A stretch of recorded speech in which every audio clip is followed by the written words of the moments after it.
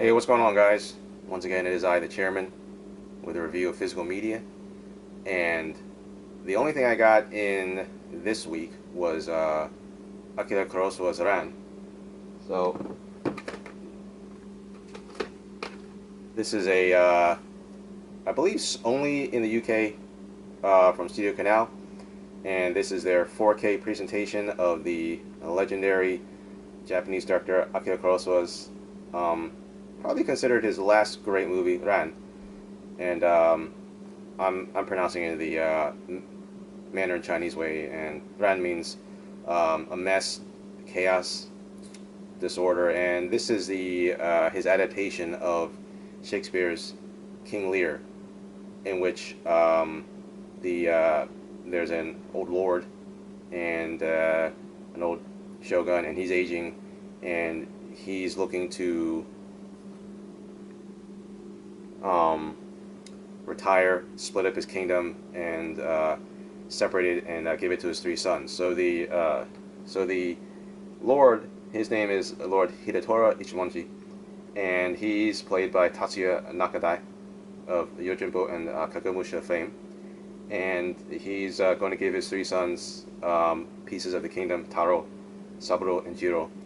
And as we all know from the King Lear story, that doesn't end up very well. They all start warring each other, fighting with each other. So I had seen this film. I'm almost certain I saw this film not in the theater, but very soon after it came out on video. I believe my parents and I rented it, and it was a very striking film, obviously at the time. But that was the only time I think I have seen it since. It was just that one time. So obviously putting this film on, I've only watched a few minutes of the beginning, but it is definitely a visually striking film. It's obviously going to be a very beautiful, lush, colorful film, and one of the things that you see immediately is how the costume design uses color to differentiate between the father, who's wearing white, and the three brothers who are wearing red, yellow, and blue. And I think, if I recall correctly, as the film goes along, each faction is identified by that color. So when you see the color, then you know which son, you know, the guy's side is. Like his armies, they all wear the same color. So yeah, I'm definitely looking forward to giving this a watch. And but like I said, what I'm doing is I'm trying to alternate between old stuff and new stuff. So part of that was before I watched Dead and Buried, I watched one of the last of that Indicator 3 for £30 deal that I got way back, and the last one was Blue Collar, co-written and directed by Paul Schrader, and it's co-written with his brother. And what's interesting is that this came out in 1976, the same year in which Paul Schrader also wrote Taxi Driver, which also starred Harvey Keitel, although Harvey was in a supporting role in Taxi Driver, and in this film he is one of the three leads, along with Richard Pryor, in a rare, non-mustachioed and relatively non-comedic role, as well as the always great Yaphet Kotto. And the three of them play friends who work at the Checkers taxi cab factory in Detroit, and they are members of the local auto workers union. And it just talks about how their lives are very stressful and difficult. They have family problems, they have money problems, the company's running them down, the union isn't supporting them, that they're corrupt, and they're always trying to steal their money and all that. So they decide that they're going to rob the local union office's safe. And as it turns out, there's not that much money in the safe, but what there is an accounting ledger that details very high interest loans that the union has been giving out, and it's probably shady loans to, mobsters and people like that. And so along the way, they try to use the ledger to blackmail the union into giving them money. And as it always turns out, they turn against each other. One guy gets killed, and it kind of ends up at the end. I won't really spoil it, but it kind of turns up in the end, kind of turning out exactly how one of the guys says it's going to turn out. That, you know, old guys against new guys, white against black.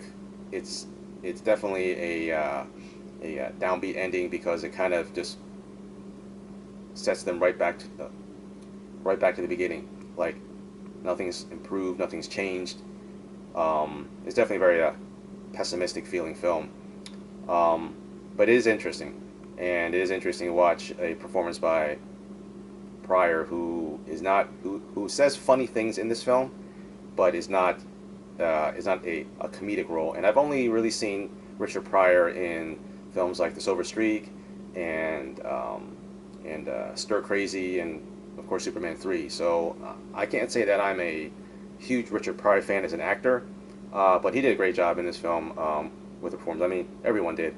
Harvey, Affogato, they all play their parts very well. So I think this film is still available on Indicator. Every once in a while, they'll come up with a 3 for £30 sale, and so you can usually get like 3 films together. I definitely recommend if you're interested in like the mid '70s kind of very gritty, down to earth, very salt of the earth films, and this is definitely one that you want to check out. But then, just before that, I had mentioned that I had received Fast Times at Ridgemont High, the new Criterion Collection edition, and I did watch this, and I do have to say I don't think I have ever actually watched this film completely. In fact, I don't think I've even actually watched this film, now that I think about it, which is amazing because it's one of the classic 80s coming-of-age teen films, and it was not necessarily the first film to really influence the whole 80s teen thing that then went on for decades, but it's definitely one of the most influential and one of the most well-known in popular culture, mainly for the performance of Sean Penn as Jeff Spicoli, but also, of course, the topless scene with Phoebe Cates. But this film is also a very interesting and a very authentic look at teenage life in the early 80s in Southern California. And it really doesn't pull any punches because you get a situation with Jennifer Jason Leigh's character Stacy, where she's initially interested in Mike Ratner. Sorry, I think it's Mark Ratner. But then Mark's friend Mike Damone, who's trying to sell himself as a very learned and a very experienced kind of guy, he ends up getting with Stacy, gets her pregnant, and then his life kind of goes down the tubes because his whole image of being slick and suave and sophisticated kind of gets destroyed because Mike calls him out. They kind of fall out, and it's really a case of showing that a lot of teenagers, they're not very confident, and so they come up with a lot of facades, and they lie and they fib because they don't want to come off as being like the person who doesn't know anything. Like, so for example, Linda, Phoebe Cates' character, she's lying about like her boyfriend in Chicago, and that it takes him 30 to 40 minutes to come. It's like, come on, it's ridiculous. Because then in the scene where after Mike and Stacy have sex, Stacy's asking Linda, she asks him, so how long does it take for Doug? I think that's his name, Doug. How long does it take for Doug to climax? And Linda says, 30, 40 minutes. And then so Linda asks Stacy, how long did it take you? And Stacy says, 15 to 20, when it only took like a minute. So yeah, it's kind of the film's way of saying, yeah, all these teenagers, they're kind of lying. They're not exactly being honest.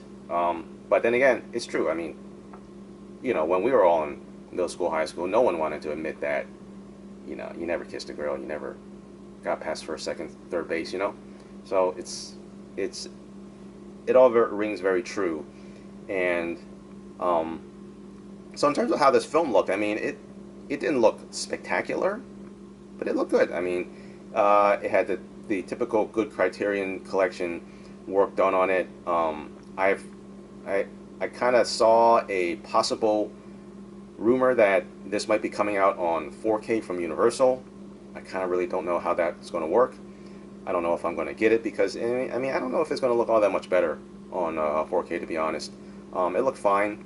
Um, there are a few points where obviously it being a film is going to look a little grainier at points, but for the most part, um, it it looked pretty good. So I would definitely give this a thumbs up in terms of new Criterion Collection stuff. And recently, they haven't been coming out with a lot of like well-known, um, commercially successful films. I mean, it's been kind of here and there. So this is probably the only film that's coming out that has come out in the past year that I've really been interested in getting from them. So yeah, I definitely recommend this also. Um, and also, like I said, because I'm going back and watching films that I haven't watched, I'm watching EE right now. And EE is a Taiwanese film directed by Edward Yang. And I never heard of this film. I bought this film like way early last year with a bunch of, I think I bought it during one of the Criterion Collection sales. And this is one of the rare films because it's a it's a um, it's a film directed by a Taiwanese director set in Taiwan during the modern day. So we've had like Ang Lee films and his early films. I think like Eat, Drink, Man, Woman. I think that was set in Taiwan. I remember watching it, but that was like in the mid '90s, I believe. Actually, probably even earlier than that. I don't recall the exact date, but yeah. So Taiwanese cinema, hasn't really been a big factor, especially in terms of it coming to the West here. I never heard of this film. I don't think it ever got released here. Um, but obviously, Criterion Collection has saw fit to put this out, and it's a long film. It's almost 3 hours long, and one of the nice things is that because it's mostly in Mandarin, I can watch it and not have to rely on the subtitles. Every once in a while, the characters will speak Taiwanese, which I don't understand when my wife speaks Taiwanese. That's what she speaks with her family. But what's weird is that there are scenes where the main character, the father NJ, he is talking to a Japanese guy, and they're speaking English together, but those scenes aren't subtitled. But what's kind of weird is that because they're speaking in kind of heavily accented English, it's a little hard to understand them. So it's kind of weird why those scenes aren't subtitled, but the scenes in Chinese are. So yeah, I don't know. But anyway, this story is about a middle class family in Taiwan. The father's NJ. He works for a software company. It starts. The film starts off with his younger brother, getting married, and it's kind of like just like a family drama kind of thing, a slice of life kind of film. It talks about his NJ's daughter, Ting Ting, and his younger son, Yang Yang. And for whatever reason, I, I don't think I think his wife is either dead or something because I haven't seen his wife yet. You see his sister, his mother has a stroke early on, and so there's a lot of drama around that. I've only watched about 15 minutes of this film, so but the one thing that definitely did strike me was that it was just made me think of Taiwan because it's a modern set film. So all the scenes in there, I feel like I've been there in the neighborhood driving around Taipei. It feels like I've been to all those places. So has a very familiar feeling to me, and just kind of evokes memories of when I've been back there. And so yeah, it makes me definitely look forward to going back there next year. Hopefully, we can get back there next year. It will have been 3 years since we've been back. So yeah, definitely. Actually, no more than that. It'd be like 4 years for me, but 3 years for the kids and my wife. So yeah, definitely making me look forward to going back. which obviously not many films do that because of, you know, a lot of those places, in those films I've never been to. I don't have a personal connection with it, but it is interesting that when you watch a film that you have a personal connection with, it kind of makes you resonate with the film more. So yeah, I'm definitely looking forward to giving this film to watching through the rest of this film, and I'll let you know how it was. All right, so I did put in a pre-order for The Thing, and also Arrow's True Romance is shipping as we speak from Diabolic, and since they're just across the river from me in New Jersey, it should be getting here soon. So hopefully by the next time I talk to you, I will give you a review, at least a little bit of a review of True Romance. So anyway, talk to you soon. See you.